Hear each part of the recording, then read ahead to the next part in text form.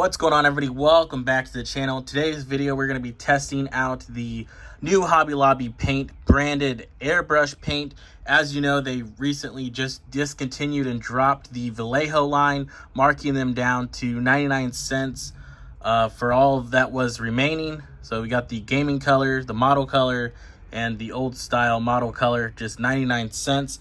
And now they're even doing something even more, as they're dropping the Createx color line down to about 50% capacity, and they completely got rid of the Createx Candy 2.0 colors. So today we're going to be testing out this new Hobby Lobby paint and seeing if it's going to be even worth using. So they do sell these paints as singles. They're 1 fluid ounce singles, and they would sell for $1.99. I got the pack. Now this is a 10 pack, retails for $7.99, so it's quite a good deal. So 1 fluid ounce, 30 milliliters each. 10 fluid ounces gives us 300 milliliters total. They claim the paint works for all Airbrush brands. I figured this would be a good set to try out on camera for you guys and to see if it is any good. So the colors are tan, dark gray, rust, olive green, black, white, dark green, brown, light gray, and sand. Like I said, they have singles where they have primers, their reducer, and iridescent paints. And this is going to be an honest review, as this is going to be a first impression, first review. As you see, it's still taped shut. So let's go ahead and get this open and take a look at them. So you can see some of the pigment is at the bottom. Still, this is the olive green, and this is the dark gray. So you can see it's really watery. Tan. This is, you can see it real good in there. So it is pretty thin.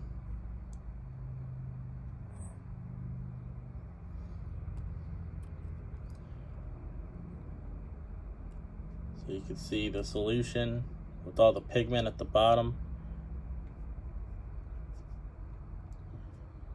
So they definitely need shaken up. I don't know if you guys can hear the paint, but it's pretty fluid sounding. Let's go ahead and mix this olive green up. So there's the olive green. You can kind of see where it's sat. They do. So as you see, it looks like to be pretty fluid. And of course they need mixed up. As you heard, there is no agitator in there, so you might need to get some marbles and put them in there. Or what I use for paint that don't have an agitator is just BB. Just a couple BBs, so Daisy BBs, we all know Daisy Red Ryder.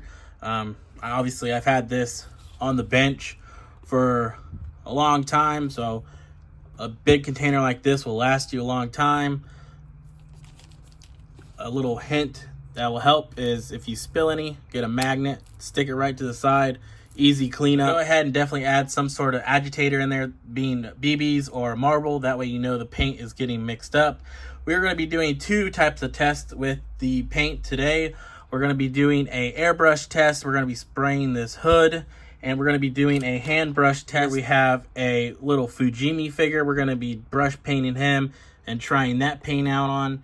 Now, for some comparison, you can see the size difference in the Vallejo versus the airbrush paint bottle size. And again, this has a twist top, and this uses the dropper style.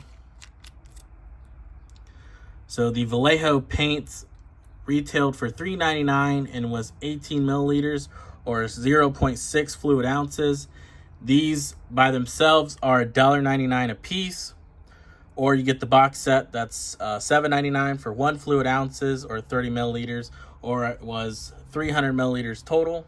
So if you get the box set, 1 fluid ounce each, totals 300 milliliters. Again, the box set was $7.99. Singles are going to be $1.99. So let's get to painting. So let's go ahead and head in the paint booth and shoot this hood and see how good this paint really is through an airbrush. So here we are, we're gonna shoot the paint straight from the bottle, no reducer. As you see, it looks pretty thin. As you see on the little screen, there is a foil seal on the paint that you need to take off before you try to use it.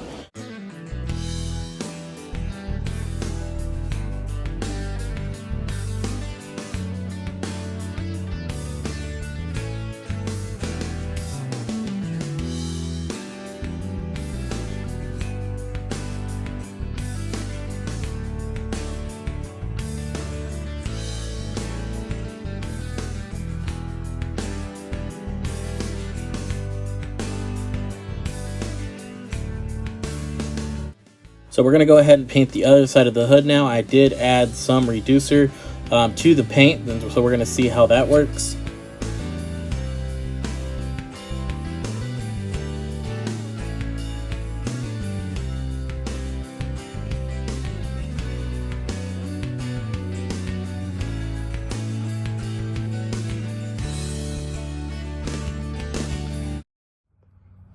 So the paint we reduced is on this side here.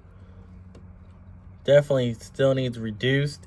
Even though it seems thin, it's not as thin as you would think it is. There's without the thinner. Just straight for the bottle. It still works, but I feel like you get a more coverage if you thin it out. So for the brush paint test, we are moving away from the light gray that we sprayed through the airbrush. We're going to be using some of the tan here. I'm going to go ahead and put it in my palette and load it up on a brush and try it out.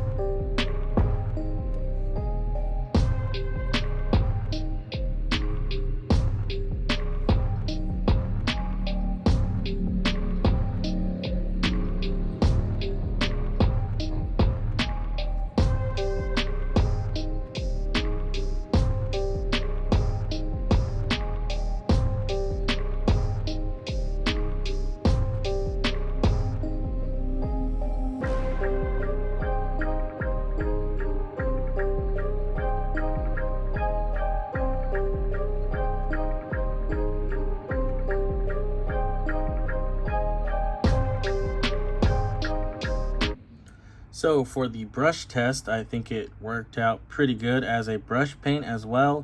It covers pretty good.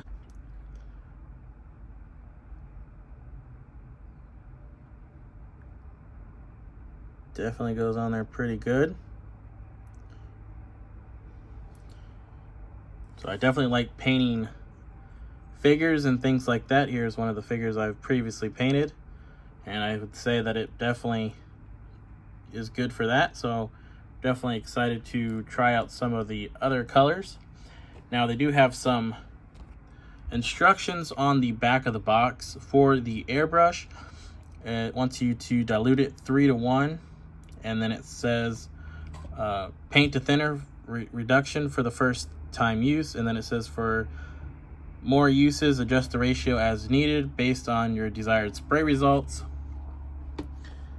So we did finish spraying the hood. Definitely, like I said, you have to thin it to get a better flow through the airbrush. It is really thin, as you saw, but it's not as thin as you would think. So definitely reduce it and play around with your thinner to paint ratios to get your desired effect for sure. But it covers pretty good. It sprays to the airbrush.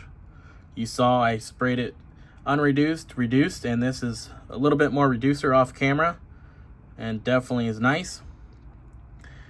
For the figure, it was just through the bottle. Now they do also have instructions for brush painting. It wants you to thin 1:1, paint to thinner for the first use, and then again adjust your ratios as needed. I wouldn't really thin it if I was going to brush paint it. I would just use it through the bottle how it comes. Now if you're wanting to do a wash, definitely then you would thin it or do more layers. But out of the bottle, I think these paints work pretty well, and for the price, I think it's a good price. Now, is this going to replace my other colors like my pearlized Createx color here? I'm not too sure, but I'm definitely looking forward to trying out this brand and getting more of their colors. So there we have it, our review and test of the Airbrush paint. Now this is the weathering set. So thank you guys for hanging out with me while I did this paint test. Hopefully you guys enjoyed it and it was valuable for you guys. So if you're new to the channel and you like this kind of content, please hit the like button, hit that subscribe, and if you have the hype feature, please hit that star, as it will help even more push the videos out to more people. Thank you guys for watching, and I'll catch you on the next one. See ya.